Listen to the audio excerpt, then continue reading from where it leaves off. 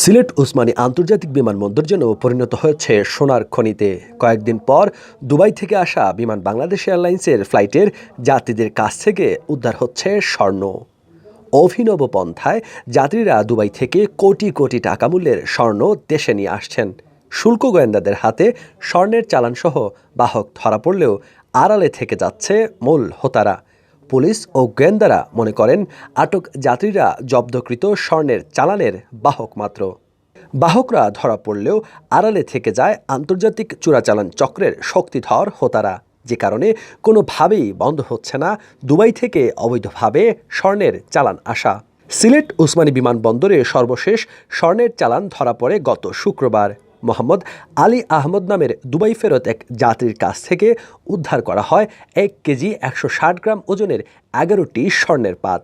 Nebuliser মেশিনের ভেতরে করে অভিনব পন্থায় তিনি এই স্বর্ণ নিয়ে আসছিলেন।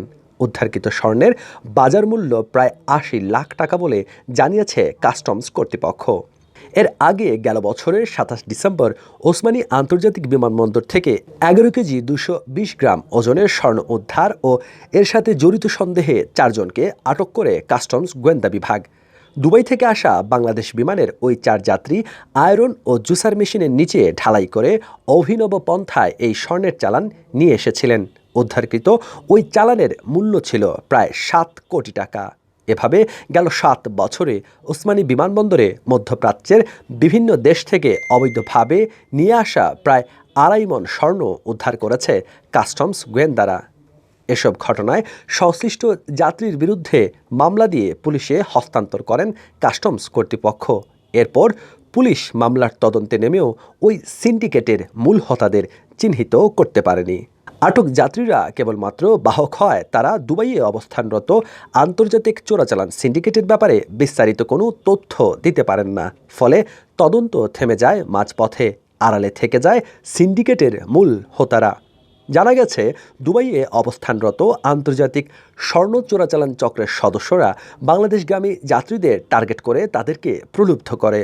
নিজেদের খরচে দেশে ফেরার টিকিট ও নগদ অর্থ দেওয়ার প্রলোভন দেখিয়ে যাত্রীদেরকে স্বর্ণের চালান নিয়ে আসতে রাজি করানো হয়।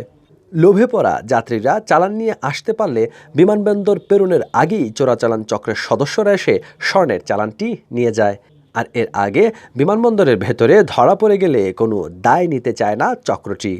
ওসমানী বিমানবন্দর কাস্টমসের ডেপুটি কমিশনার মোহাম্মদ আল আমিন জানান, স্বর্ণের চালান আটক হলে প্রাথমিক জিজ্ঞাসাবাদ শেষে মামলা দিয়ে সংশ্লিষ্ট যাত্রীকে পুলিশে হস্তান্তর করা হয়। পরবর্তীতে পুলিশ মামলা তদন্ত করে। তদন্তের বিষয়টি আর কাস্টমস কর্তৃপক্ষের হাতে থাকে না। সিলেট মহানগর পুলিশের উপকমিশনার মোহাম্মদ আজবাহার আলী শেখ জানান, স্বর্ণ চোরাচালান চক্রের একটি পক্ষ থাকে বিদেশে, আরেকটি পক্ষ থাকে দেশে। যারা ধরা পড়ে এরা মূলত বাহক। চালানসহ যারা আটক হয় তাদেরকে জিজ্ঞাসাবাদ করার পর তারা দুই প্রান্তের চোরাচালানকারীদের ব্যাপারে বিস্তারিত কোনো তথ্যই দিতে পারে না, যে কারণে ওই চক্রের মূল হোতাদের শনাক্ত বা গ্রেফতার করা সম্ভব হয় না।